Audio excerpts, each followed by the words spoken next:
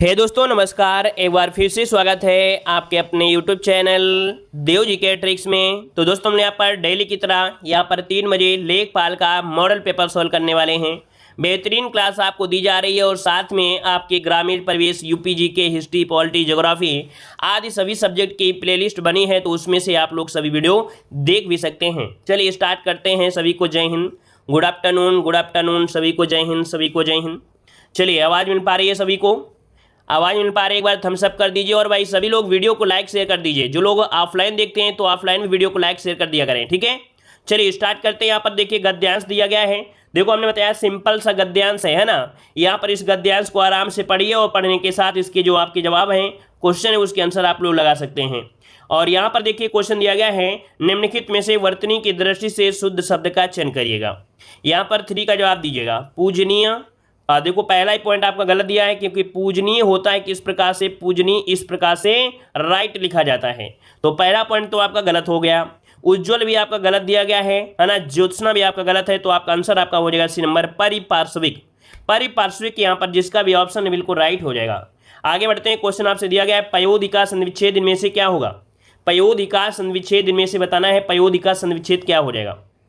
चलिए भाई सभी लोग जवाब देते हुए चलेंगे। यहाँ पर देखिए आपका जवाब जो बनेगा पया धन धी, मतलब कह सकते हैं यहाँ पर जो आपका आंसर होगा वो राइट आपका हो जाएगा ए नंबर, क्योंकि ओ की मात्रा हटाएंगे, यहाँ पर विसर्ग आपका हो जाएगा। ये विसर्ग संधि का उदाहरण है, याद रखिए। इसका ऑप्शन बनेगा आपका ए नंबर हो जाएगा। चलिए आगे बढ़ते हैं। क्वेश्चन आपसे अगला पूछा गया है, कह रहा आपसे तत्सम शब्द का चयन करिए। यहाँ पर तत्सम शब्द आपका कौन सा है 5 नंबर में। चलिए यहाँ पर भैंस है, 12 है, सच है और आपका पाद है। तो देखिए भाई यहाँ पर जो आंसर आपका बनेगा वो आपका डी हो जाएगा, पाद। ये आपका क्या है, तत्सम है, ठीक है। चलिए आगे बढ़ते हैं। क्वेश्चन आपसे अगला पूछा गया है, कह रहा आपसे कौन सा तुमने यह मोबाइल फोन मोल में खरीदा है जो इसके मॉडल की इतनी बुराई कर रहे हो। अरे भाई खाली स्थान भरिए जल्दी से। यहाँ पर देखिए खाली स्थान में अगर आप भरते हैं तो क्या भर सकते हैं, यहाँ पर भरिए कि दान की बचिया के दांत नहीं देखे जाते हैं। भाई जब दान कोई देता है तो उसमें से आप कानूनगिरी मत करिए, है ना। तो यहाँ पर ऑप्शन हो जाएगा बे नंबर हो जाएगा। चलिए आगे बढ़ते हैं। क्वेश्चन आपसे अगला पूछा गया है, यहाँ पर देखो दिया गया है कृसांगिनी, कृसांगी, यहाँ पर शुद्ध वर्तनी पूछा है कि क्या आपका राइट आंसर बनेगा। चलिए जवाब दीजिए। यहाँ पर राइट आंसर क्या बन सकता है, 7 का जवाब दीजिएगा। देखो यहाँ पर जो ऑप्शन है आपका सी वाला कृसांगी, ये वाला राइट हो जाएगा। कौन सा भाई, ऑप्शन सी वाला यहाँ पर राइट हो जाएगा, नोट कर लीजिएगा। अगला क्वेश्चन दिया गया है, धातुष्मा में संधि बताइए।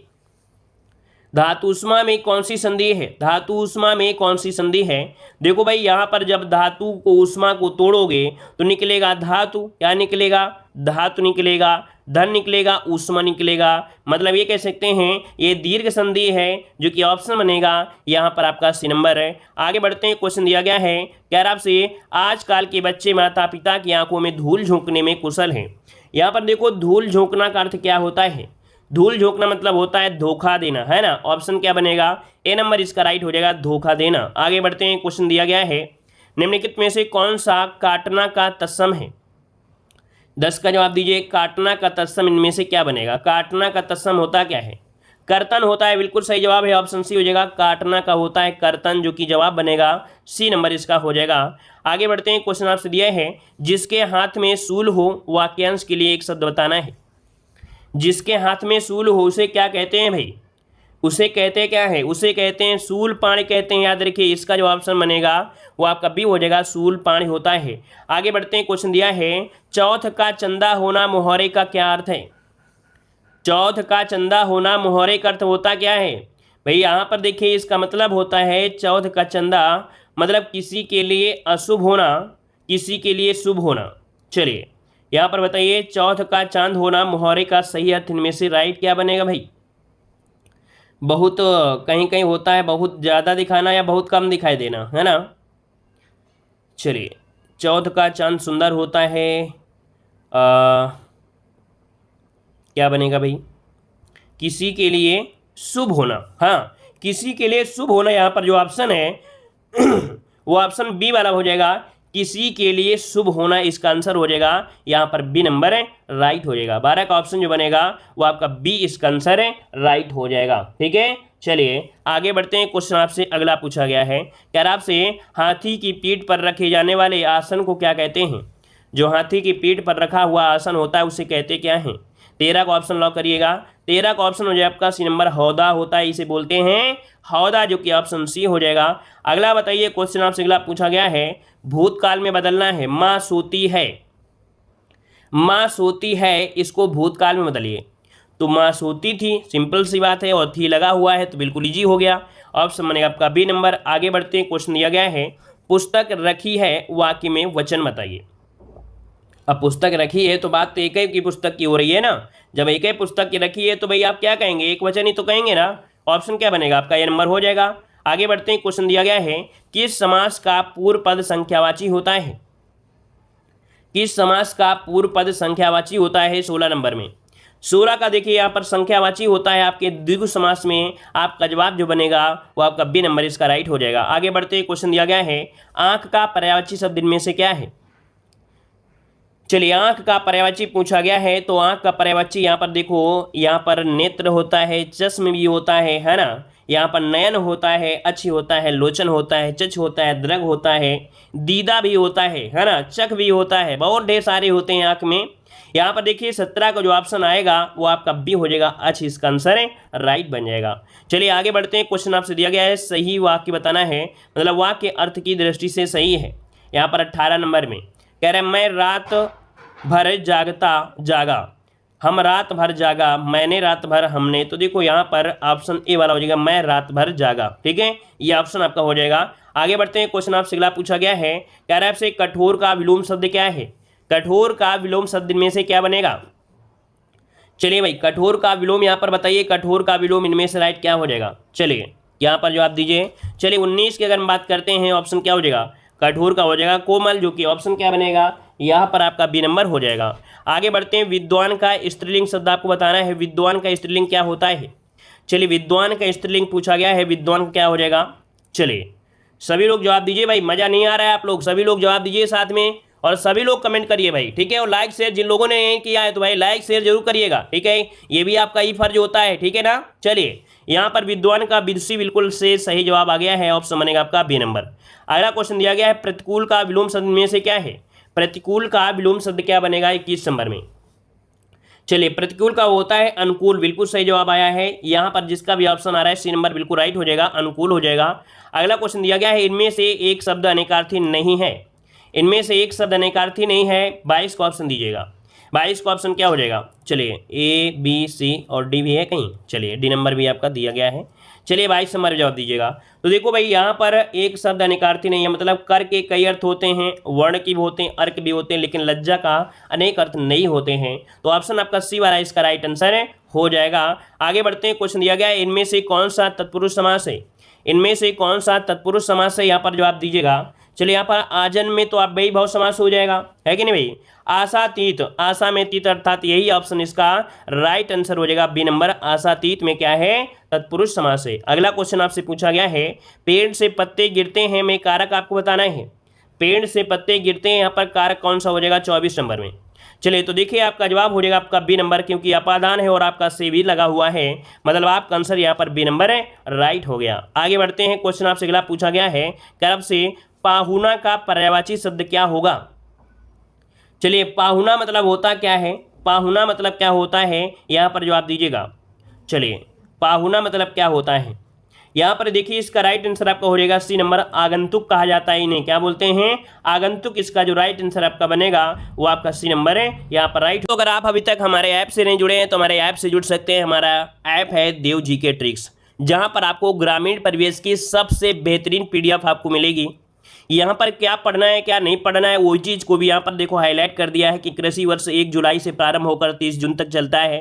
मतलब जो एग्जाम में प्रश्न पूछे गए उनको भी हाईलाइट कर दिया है, और बनने वाले जो भी प्रश्न आपके हैं वो भी हमने हाईलाइट कर दिया है। एक बार अगर आप PDF पढ़ लेंगे तो आप कहेंगे कि जितने भी PDF सर के पास हैं सभी PDF हम परचेज कर लेंगे। सबसे कम दामों में आपको PDF दे रहे हैं, सबसे जोरदार आपका कंटेंट भी है। हर एक चीज़ आप लोग आसानी से इसे समझ सकते हैं। अगर आप किसी किताब को पढ़ने में आपको दिक्कत होती है, कोई किताब आपके पास है और आप नहीं समझ पा रहे हैं कि कितना पढ़ें कितना ना पढ़ें, या किसी का कोर्स लिया और आप समझ रहे हैं कि कितना पढ़ें कितना ना पढ़ें, तो आप हमारे इस PDF को आप परचेज कर लीजिए। और इस PDF में आपको बहुत कुछ दिया जा रहा है, देख सकते हैं कि मात्र 99 रुपये में यहाँ पर कंप्लीट थ्योरी आपको दी जा रही है।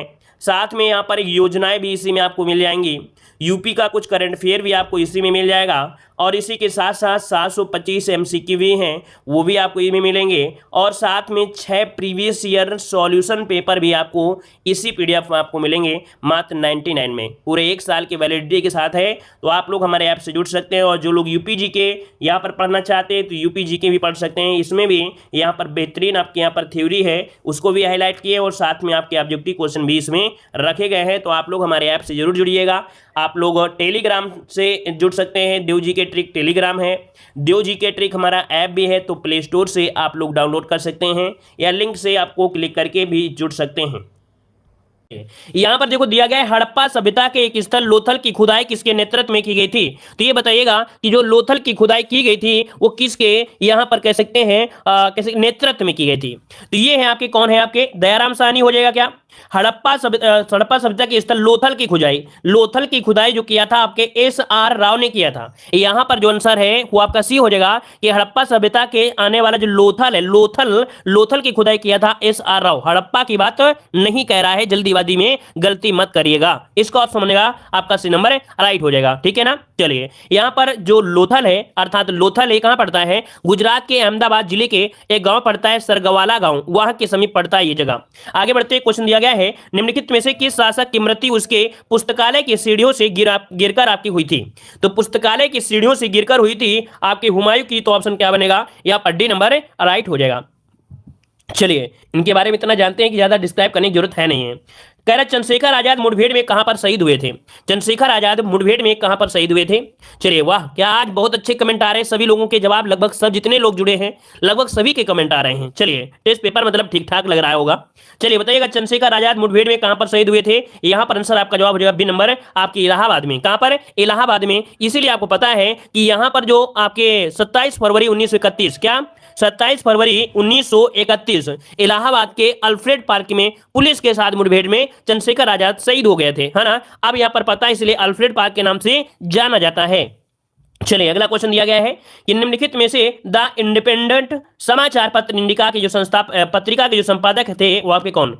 द इंडिपेंडेंट समाचार पत्र या पत्रिका के जो संस्थापक थे वो आपके कौन थे। यहां पर आंसर डी हो जाएगा मोतीलाल नेहरू। क्या हो जाएगा, मोतीलाल नेहरू। इसका ऑप्शन बनेगा आपका डी नंबर राइट हो जाएगा, ठीक है। जो कि आपके 9 फरवरी, क्या 9 फरवरी 1919 को इलाहाबाद से प्रकाशित होती थी, ठीक है। चलिए, और जो अंग्रेज थे, अंग्रेजों ने क्या कर दिया, आपके दमन कर दिया। 2 साल बाद इसे बंद करना पड़ा था। जो ये द इंडिपेंडेंस पत्र है 2 साल बाद बंद हो गया था अंग्रेजों की वजह से।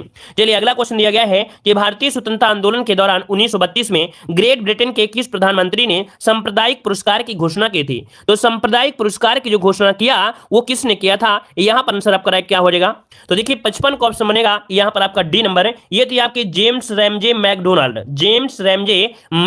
इसका ऑप्शन बनेगा आपका डी नंबर राइट हो जाएगा, ठीक है। ये आपके ग्रेट ब्रिटेन के प्रधानमंत्री थे आपके 1932 के समय, ठीक है। चलिए आगे बढ़ते हैं। क्वेश्चन आपसे अगला पूछा गया है कि भारत का सबसे ऊंचा बांध कौन सा है। भारत का सबसे ऊंचा बांध इनमें से कौन हो जाएगा। चलिए यहां पर बताइए आपका जवाब इनमें से क्या हो जाएगा। भाई जितने लोग जुड़े हैं एक बार सभी लोग वीडियो को लाइक कर दीजिएगा, तो हमें भी अच्छा लगे कि हाँ जितने भी स्टूडेंट जुड़े होते हैं कहीं ना कहीं सबको अच्छा लगता है, और कहीं ना कहीं सभी लोग हमसे डेली पढ़ते हैं, ठीक है। और उनके एग्जाम में क्वेश्चन फंसने हैं, ठीक है। तो भाई सब लोग लाइक कर दिया करें। कभी ऐसा भी हमें प्रतीत हो कि जितने लोग जुड़ते हैं सब लोग ज्ञान लेते हैं, और सब लोग हमें भी लाइक करते हैं, और हमारी इस पढ़ाने के तरीके को कि आप लोगों को हम कई तरीके से पढ़ाने का प्रयास करते हैं, वो आपको टॉपिक वाइज में भी, मॉडल पेपर में भी, जितने मॉडल पेपर होते हैं सब में, ठीक है। चलिए देखो भारत का सबसे ऊंचा बांध जो है ये कौन सा है। 56 में ऑप्शन में आपका बी नंबर टिहरी बांध है। कौन सा भाई, ये टिहरी बांध है जो कि आपका ये भारत का सबसे ऊंचा क्या है आपका बांध है। ऑप्शन में आपका बी नंबर, ठीक है। ये भागीरथी नदी पर है जो कि उत्तराखंड में आपका बना हुआ है, और इससे जल विद्युत क्षमता लगभग 1000 मेगावाट की इसे कह सकते हैं, ठीक है। और ये विश्व का 8वां ऊंचा बांध है, ये विश्व का 8वां ऊंचाई वाला बांध है। आगे बढ़ते हैं। क्वेश्चन दिया गया है कि जोजिला दर्रा किसे जोड़ता है। जोजिला दर्रा किसे जोड़ता है। यहाँ पर 57 नंबर में जोजिला दर्रा आपके लेह और श्रीनगर को जोड़ता है। ऑप्शन बनेगा आपका डी नंबर, लेह और श्रीनगर को जोड़ता है, ठीक है। चलिए लेह और श्रीनगर हो जाएगा, ठीक है। चलिए यहां पर देखिए अगला क्वेश्चन दिया है, इनमें से कौन सी नदी भारत में दक्षिण दिशा में नहीं बहती है। दक्षिण दिशा में नहीं बहती, इसका मतलब है कि आपके कहां पर इस साइड को नहीं बहती है। कौन सी, यहाँ पर नर्मदा, साबरमती, लूनी और कृष्णा। जवाब हो जाएगा यहाँ पर आपका डी नंबर। जो कृष्णा नदी है ये आपके दक्षिण को नहीं बहती है, ये तो बहती है आपके बंगाल की खाड़ी की तरफ बहती है। ठीक है, ऑप्शन क्या हो जाएगा यहाँ पर डी नंबर हो जाएगा। आगे बढ़ते क्वेश्चन दिया गया है कि भारत की 3 महत्वपूर्ण नदियों का स्रोत हिमालय स्थित मानसरोवर झील के निकट है, बताइए कि यहाँ कौन सी नदियां हैं। तो देखिए यहाँ पर जो आपके ब्रह्मपुत्र हैं और सतलुज हैं और आपका सिंधु नदी है, मतलब ऑप्शन बनेगा आपका बी नंबर यहाँ पर राइट हो जाएगा। और आगे बढ़ते हैं, क्वेश्चन दिया गया है निम्नलिखित में से कौन सा देश कुल क्षेत्रफल की दृष्टि से विश्व में 5वें स्थान पर है। ये बताइए 5वें स्थान पर है जो कि क्षेत्रफल के हिसाब में, आप बताइए कि आपका जवाब क्या हो जाएगा। मतलब आप लोगों ने हमेशा पढ़ते रहे हो कि रूस सबसे बड़ा है, इसके बाद है आपका कनाडा, कनाडा के बाद है चाइना, चाइना के बाद है आपका यूएसए और यूएसए के बाद है आपको कौन सा, ये बताइए जल्दी से। ब्राजील। याद रखिए यहाँ पर जो 60 नंबर है, 60 का आंसर हो जाएगा आपका यहाँ पर ब्राजील हो जाएगा। इसका ऑप्शन बनेगा आपका ए नंबर हो जाएगा। ऑस्ट्रेलिया तो भाई बहुत दूर है, ये तो 7वें नंबर पे पहुंच जाता है, बहुत दूर, ये तो महाद्वीप में आता है। चलिए आगे बढ़ते हैं, क्वेश्चन दिया गया है भारत का संविधान संविधान सभा द्वारा में अपनाया गया और 26 जनवरी 1950 को लागू किया गया। तो जो अपनाया गया था ये कब अपनाया गया, यहाँ पर आंसर क्या हो जाएगा, आंसर बनेगा आपका 26 नवंबर 1949 को अपनाया गया, या तो अंगीकृत किया गया, कई नाम से जान सकते हैं, अंगीकृत करना, अपनाया गया, ये नाम से जान सकते हैं। ऑप्शन आपका सी हो जाएगा। चलिए अगला क्वेश्चन दिया गया है कि कौन सी अनुसूची के तहत अनुसूचित क्षेत्रों और अनुसूचित जनजातियों के प्रशासन और नियंत्रण के बारे में प्रावधान है। Very very very IMP question है 2022 के लिए, ये क्वेश्चन वेरी वेरी आईएमपी है, नोट कर लीजिएगा। ठीक है, तो यहां पर जो आपका आंसर है 62 का ऑप्शन बनेगा यहाँ पर बी नंबर है। जो 5वीं अनुसूची है, कौन, जो 5वीं अनुसूची है इसमें से बताया गया है।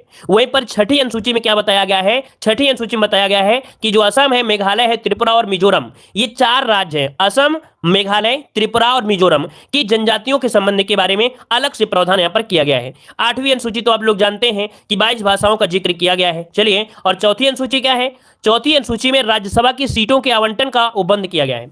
चलिए आगे बढ़ते हैं, क्वेश्चन दिया गया है कि इनमें से कौन सा भारत में बैंकिंग क्षेत्र में महत्वपूर्ण सुधारों से एक नहीं है। देखिए बैंकिंग क्षेत्र के महत्वपूर्ण सुधारों में नहीं है, यहां पर देखिए आपका जवाब हो जाएगा सी नंबर, नई पीढ़ी बैंक। नई पीढ़ी बैंक ये बैंकिंग क्षेत्र में महत्वपूर्ण सुधारों से नहीं है, यहां पर जवाब हो जाएगा सॉरी माफ करिए एक मिनट रुकिए, घटी हुई सीआरआर और एलआर ब्याज दर कर नई पीढ़ी। यहां पर देखिए इसका ऑप्शन डी हो जाएगा, वर्धित एसएलआर। इसका जो आंसर है वो आपका डी हो जाएगा, वर्धित एसएलआर, जिसे बोलते हैं सर्वाधिक तरलता अनुपात। क्या बोलते हैं, सर्वाधिक तरलता अनुपात के अंतर्गत बैंक ने अपने डिमांड और डायबिलिटी के तहत, यहां पर कह सकते हैं इसका आंसर आपका डी नंबर नोट करना है, डी नंबर होगा। ठीक है, चलिए अब आगे बढ़िए। कह रहे केंद्र सरकार के विकास व्यय में शामिल नहीं है, केंद्र सरकार के विकास व्यय में शामिल नहीं है, कौन सा यहां पर।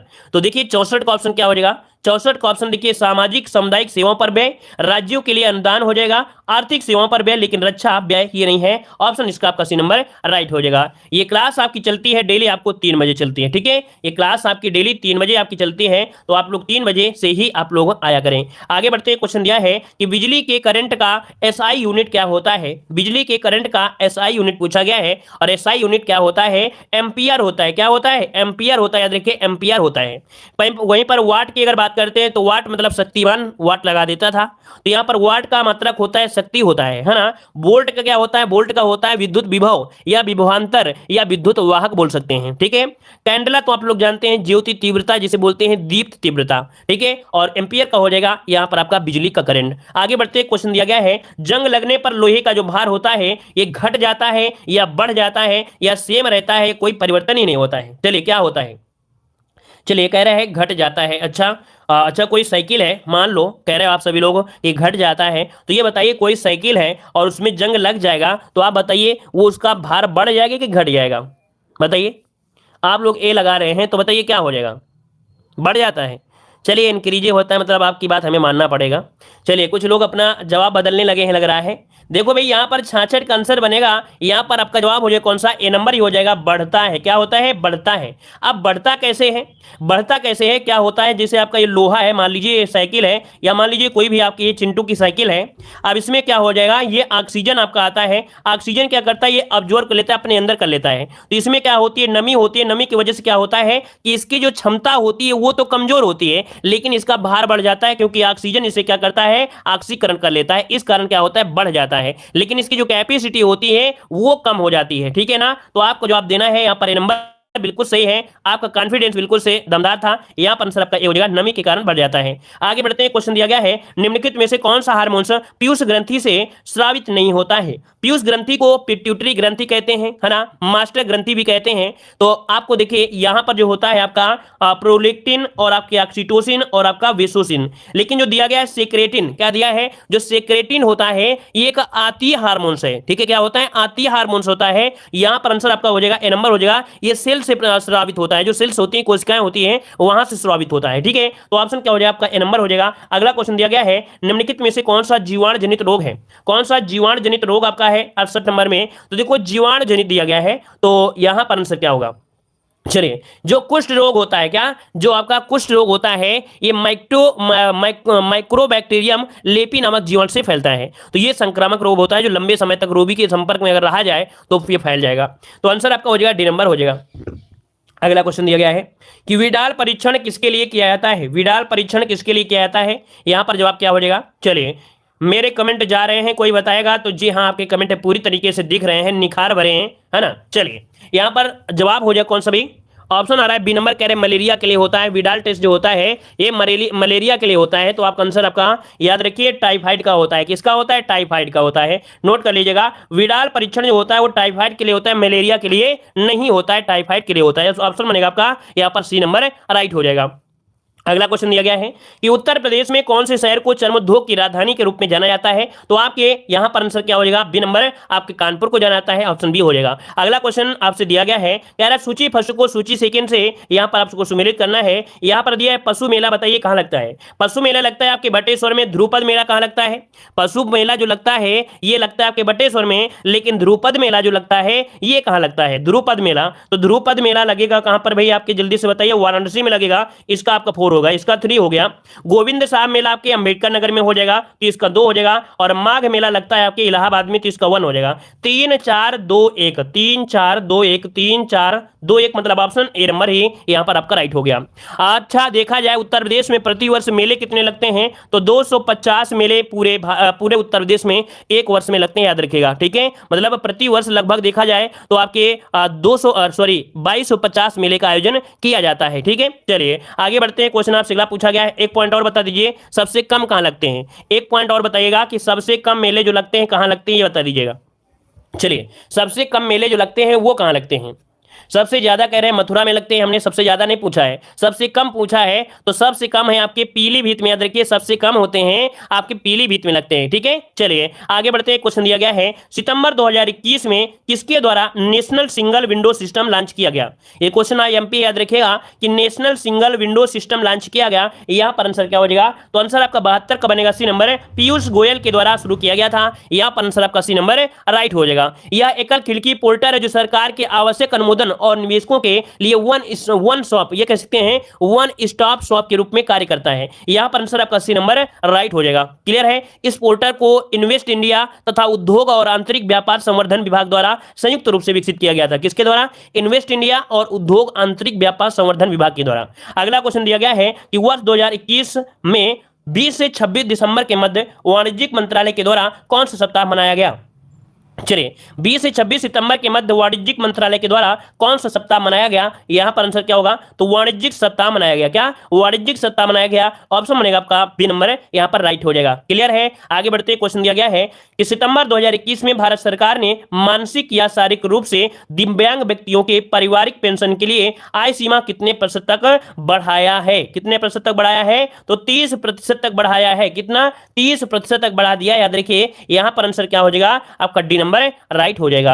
आगे बढ़ते हैं, क्वेश्चन आपसे अगला पूछा गया है कि सामाजिक न्याय और अधिकारिता मंत्रालय ने किस नाम से वरिष्ठ नागरिकों के लिए भारत की प्रथम अखिल भारतीय हेल्पलाइन की शुरुआत की है। चलिए बताइएगा कि भारतीय सामाजिक न्याय और अधिकारिता मंत्रालय ने किस नाम से वरिष्ठ नागरिकों के लिए भारत की प्रथम अखिल भारतीय हेल्पलाइन की शुरुआत किया है। इसका जो नाम है, यह नाम है एल्डर लाइन। क्या नाम है, नाम है एल्डर लाइन, नाम है एल्डर, ठीक है। इसका ऑप्शन बनेगा ए नंबर आपका राइट हो जाएगा। टोल फ्री नंबर लिख लीजिएगा जो कि आपका है यहां पर 14567। क्या हो जाएगा, 14567। ये टोल फ्री नंबर है इनका, याद रखिएगा, ठीक है। चलिए आगे बढ़ते हैं। ये प्रत्येक वस्तु प्रतीक्षा कर सकती है किंतु कृषि नहीं, यह कथन किसका है। प्रत्येक वस्तु प्रतीक्षा कर सकती है किंतु कृषि नहीं कर सकती है, ये कहा किसने था? तो पंडित जवाहरलाल नेहरू ने कहा था। यहां पर आंसर बनेगा यहां पर नंबर, और आपके 1947 में कहा था। कब? आपके 1947 में यह शब्द कहा था। चलिए आगे बढ़ते हैं कि प्रधानमंत्री उज्ज्वला योजना किस वर्ष प्रारंभ हुई थी? प्रधानमंत्री उज्ज्वला योजना किस वर्ष प्रारंभ हुई थी? तो हमने बताया था 1 मई। 1 मई बताया था कि नहीं बताया था? हमने बताया था 1 मई 2016 को, मतलब ऑप्शन जो बनेगा ए नंबर आपका हो जाएगा 1 मई 2016। अच्छा एक पॉइंट ये बताइए, ये तो पहला चरण था, है ना, लेकिन दोबारा फिर से शुरुआत हुई। ये जो स्टार्टिंग हुई थी ये बलिया से हुई थी। कहां से? बलिया से की गई थी। लेकिन इसके बाद 2021 में और शुरुआत की गई है। 2021 में वो था प्रधानमंत्री उज्ज्वला योजना 2.0। 2.0 जो स्टार्टिंग हुई है वो स्टार्टिंग हुई है 2021 में। लेकिन कहां से शुरुआत हुई है ये बता दीजिए। तो वो महोबा, बिल्कुल सही जवाब है। वो जो शुरुआत हुई है आपके महोबा से शुरुआत हुई है। 2.0 वाली महोबा से स्टार्ट हुई है, महोबा से। ठीक है, नोट करिएगा। अगला क्वेश्चन दिया है, गेहूं में प्रोटीन का प्रतिशत कितना होता है? गेहूं में प्रोटीन का प्रतिशत होता है आपके 12%। इसका ऑप्शन बनेगा ए नंबर, राइट हो जाएगा। ठीक है, लगभग आपका देखा जाए तो 8 से लेके 15% तक प्रोटीन होती है। 65 से 70% कार्बोहाइड्रेट होता है। 65 से 70% कार्बोहाइड्रेट होता है। 1% से 1.5% तक वसा होता है और 2% खनिज होता है। तो याद रखिए यहाँ पर कार्बोहाइड्रेट पूछा जाता है आपसे कि गेहूं कार्बोहाइड्रेट, तो 65 से 70%, और पूछता है प्रोटीन तो आपको बताना है यहाँ पर 12% या 8 से 15%, जो भी ऑप्शन में हो। तो अगला क्वेश्चन दिया है, भारत में कुल कितने गांव हैं? तो चलिए बताइएगा भारत में कुल कितने आपके गांव हैं? तो देखिए 2011 के जनगणना के अनुसार यहाँ पर कितने हो जाएंगे? यहाँ पर आंसर आपको हो जाएगा सी नंबर 64,0390। ठीक है, ये रिपोर्ट हो जाएगा। लेकिन यहाँ पर 2018 में एक रिपोर्ट आपकी आई है, 2018 में एक रिपोर्ट आई है जिसमें से भारत में ग्रामीण जनसंख्या का जो प्रतिशत है वो आपका 66% आपका है। कितना? ग्रामीण जनसंख्या जो आपकी है वो 66% है। याद रखिएगा, ये 2018 की रिपोर्ट के अनुसार आपका दिया गया है। ठीक है, चलिए आगे बढ़ते हैं। क्वेश्चन दिया है, उत्तर प्रदेश का मलिहाबाद किस लिए प्रसिद्ध है? उत्तर प्रदेश का मलिहाबाद जो है ये किस लिए प्रसिद्ध है? यहाँ पर 80 नंबर में, तो 80 का ऑप्शन आपका बनेगा कौन सा? ए नंबर, ये दशहरी आम हो जाएगा। क्या? दशहरी आम ऑप्शन बनेगा आपका ए नंबर, राइट हो जाएगा। अगला क्वेश्चन आपसे दिया गया है, उत्तर प्रदेश के किस जिले में पुरुषों से महिलाओं का अनुपात सर्वाधिक है? पुरुषों से महिलाओं का जो अनुपात है सर्वाधिक है, तो आपका ये है जौनपुर। क्या है? जौनपुर है। जहां पर कितनी महिलाएं एक्स्ट्रा हैं? कितनी महिलाएं एक्स्ट्रा हैं ये बताइएगा जल्दी से, और कुछ हम नहीं पूछेंगे, क्योंकि ऐसे आपको हो सकता है ये पॉइंट याद रहे कि कितनी महिलाएं एक्स्ट्रा हैं वहां पर। 1000 पुरुषों में कितनी महिलाएं एक्स्ट्रा हैं? चलिए 23, 24, 40 या 22 क्या बनेगा? तो याद रहेगा 24 से, याद रखिए 24 महिलाएं एक्स्ट्रा हैं। अब आपको याद रहेगा कि जौनपुर में यहां पर लिंगानुपात कितना है? 1024 है। अब आपको कभी भी भूलेगा नहीं, आपको याद रखिए 24 महिलाएं क्या है? एक्स्ट्रा है, याद रखिएगा। आगे बढ़ते हैं, क्वेश्चन आपसे अगला पूछा है कि अंबेडकर विशेष रोजगार योजना के अंतर्गत सामान्य श्रेणी के लाभार्थियों के लिए उपलब्ध इकाई लागत प्रतिशत अधिकतम आर्थिक सहायता धन जो आपके सब्सिडी में है वो कितना है? कितनी बार इस क्वेश्चन को हमने पढ़ाया है? देखिए क्वेश्चन जो आपका आंसर होगा वो 25% होगा, और यहाँ पर जो धनराशि है वो आपका 75 हो जाएगा। ऑप्शन बने आपका ए नंबर। अगला क्वेश्चन दिया गया है कि कौन सी उपभाषा राज्य के पश्चिमी भागों जैसे रोहेलखंड और ऊपरी दोआब में बोली जाती है? रोहेलखंड और ऊपरी दोआब में जो बोली जाती है ये है आपकी खड़ी बोली होती है। कौन? ऑप्शन बी हो जाएगा, खड़ी बोली, राइट हो जाएगा। अगला क्वेश्चन दिया गया है, कह रहा आपसे NREGP का पूर्ण रूप क्या होता है? NREGP का पूर्ण रूप क्या हो जाएगा 84 नंबर में? चलिए इसका जवाब होता है राष्ट्रीय ग्रामीण रोजगार गारंटी कार्यक्रम। राष्ट्रीय ग्रामीण रोजगार गारंटी कार्यक्रम ऑप्शन बनेगा यहां पर आपका सी नंबर हो जाएगा। आगे बढ़ते हैं, क्वेश्चन दिया गया है कि एक कृषि खेत के मापन की सर्वोत्तम विधि क्या होती है? एक कृषि खेत के मापन की सर्वोत्तम विधि क्या होती है? याद रखिए 85 का ऑप्शन बनेगा ए नंबर, जरीब के द्वारा। क्या? जरीब के द्वारा ऑप्शन बने आपका ए नंबर। अगला क्वेश्चन दिया गया है कि जिस समिति की संस्तुति पर देश में पंचायती राज को लागू किया गया उसके अध्यक्ष आपके कौन थे? उसके अध्यक्ष इनमें से कौन थे? तो अध्यक्ष थे आपके बलवंत राय मेहता, है ना। बलवंत राय मेहता समिति थी जिन्होंने अपनी रिपोर्ट प्रस्तुत की थी आपके 1957 में। कब? 1957 में अपनी रिपोर्ट आपकी सौंपी थी। ठीक है, चलिए। अच्छा यहां पर एक क्वेश्चन होता है, आप लोग जवाब दीजिएगा कि पंचायती राज व्यवस्था का शिल्पी किसे कहा जाता है? आप लोग देखते हैं कि आप लोग होशियार हैं कि नहीं, बताइएगा। यहां पर बताइए पंचायती राज व्यवस्था का शिल्पी किसे कहते हैं? पंचायती राज व्यवस्था का शिल्पी किसे कहते हैं? इस क्वेश्चन का जल्दी से जवाब दीजिएगा कि पंचायती राज व्यवस्था का शिल्पी किसे कहा जाता है। चलिए, बी आर अम्बेडकर को बिल्कुल सही है, याद रखिएगा कि आपके अम्बेडकर नहीं, वी आर मेहता जो आपके हैं, वी आर मेहता, तो याद रखिए अम्बेडकर नहीं है, वी आर मेहता जो हैं उनको शिल्पी कहा जाता है, ठीक है। तो इस प्रकार से याद रखिएगा, मेहता हो जाएगा, ठीक है। चलिए आगे बढ़ते हैं, क्वेश्चन आपसे पूछा गया है, कह रहा पंचायती राज को के अंतर्गत स्वशासन की इकाई के रूप में संगठित किया गया है। यहां पर बताइए आपका जवाब इनमें से क्या हो जाएगा। पंचायती राज को के अंतर्गत स्वशासन की इकाई के रूप में संगठित किया गया, तो यहां पर 87 का ऑप्शन हो जाएगा आपका डी नंबर है। यह भारतीय संविधान का जो 73वां संशोधन था, कौन 73 जो था वही तो था, ऑप्शन बनेगा यहां पर आपका डी नंबर। अगला क्वेश्चन आपसे दिया गया है, यहां पर आ गया क्वेश्चन कि पंचायती राज से संबंधित निम्नलिखित कथनों में से कौन सा सही नहीं है। सही नहीं है कुछ क्वेश्चन अच्छा इस प्रकार से दिया गया है, कह रहा पंचायती व्यवस्था भारतीय ग्रामीण जीवन का युगों से एक अभिन्न अंग रहा है। कहीं ना कहीं कह सकते हैं बिल्कुल बात सही दी गई है। फिर दिया गया है कि 73वां संशोधन 15 अगस्त 1993 से प्रभावी हुआ था। ये बताइए क्या ये अगस्त में हुआ था? क्या ये अगस्त नहीं हुआ था, ये हुआ था 24 अप्रैल। क्या हुआ था? 24 अप्रैल को हुआ था। अब आपको याद आ गया होगा कि 24 अप्रैल को ही पंचायती राज दिवस मनाते हैं। क्या मनाते हैं भाई? 73 नहीं है, आप लोग तो 76 बताने शुरू कर दिए हैं। यहां पर पंचायती राज व्यवस्था आपकी 24 अप्रैल 1993 से प्रभावी हुआ था, इसलिए 24 अप्रैल को ही क्या मनाते हैं? पंचायती राज व्यवस्था मनाते हैं, दिवस जो मनाया जाता है। तो आपका आंसर बी नंबर आपका गलत हो गया, ठीक है। चलिए आगे बढ़ते हैं। क्वेश्चन दिया गया है कि निम्नलिखित में से कौन तृणमूल का लोकतंत्र से संबंधित है। यहां पर बताइए कौन तृणमूल लोकतंत्र से संबंधित है। 89 का ऑप्शन भी हो जाएगा, पंचायती राज पद्धति है ये आपके संबंधित तृणमूल लोकतंत्र से संबंधित है। आगे बढ़ते हैं। क्वेश्चन दिया गया है कि भारत के डकार आ रही है, चलिए बताइएगा कि भारत के योजना आयोग के संबंध में निम्नलिखित में से कौन सा कथन आपका सही है। योजना आयोग के बारे में पूछा गया है, तो देखिए 90 वाले में पहला पॉइंट दिया है, योजना आयोग का संविधान से कोई लेना देना नहीं था। बिल्कुल सही बात है भाई, कह रहा है योजना आयोग का संविधान में से कोई उल्लेख नहीं है, इसीलिए तो इसे गैर पंचायती व्यवस्था कहा गया है या गैर संवैधानिक व्यवस्था कहा गया ना। पहला पॉइंट तो गलत हो गया। फिर कह रहे हैं इसके उपाध्यक्ष एवं सदस्यों के लिए कोई निश्चित कार्यकाल नहीं होता है। ऐसा तो नहीं भाई, कार्यकाल 5 वर्ष होता है। इसके सदस्य के लिए कोई निश्चित योग्यता निर्धारित नहीं है भाई, इसके लिए योग्यता भी निर्धारित आपकी की गई है। मतलब यहां पर जो आपका आंसर है वो आपका 90 का बनेगा, ए नंबर हो जाएगा। यहां पर ये वाला ऑप्शन गलत दिया गया है, ना कि डी वाला, ठीक है। इसका जो आंसर है वो आपका ए नंबर आपका गलत है, याद रखिएगा ए नंबर आपका है, ठीक है। चलिए आगे बढ़ते हैं।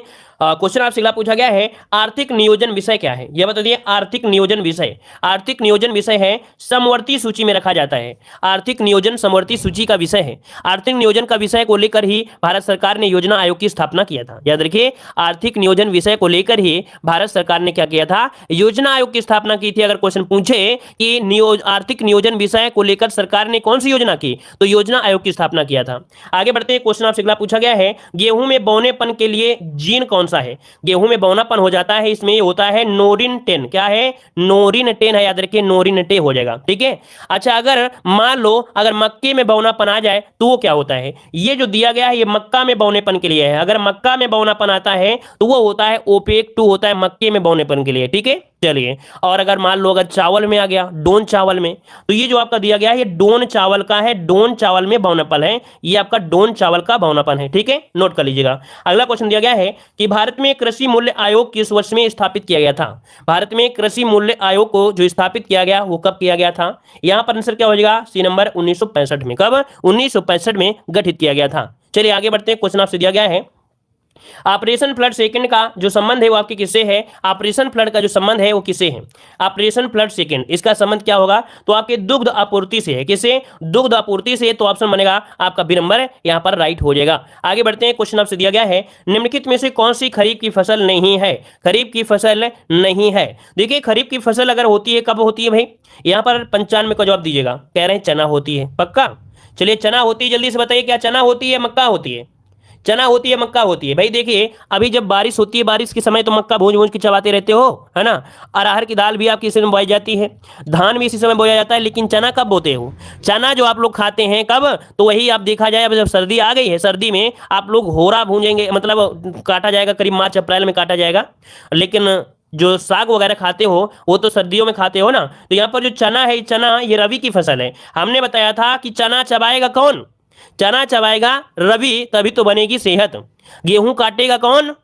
गेहूं कौन काटेगा? रवि काटेगा, तभी तो खाएगा रवि। ठीक है, तो 2-3 पॉइंट हमने बताया था रवि से, यहां पर आंसर आपका बी हो जाएगा।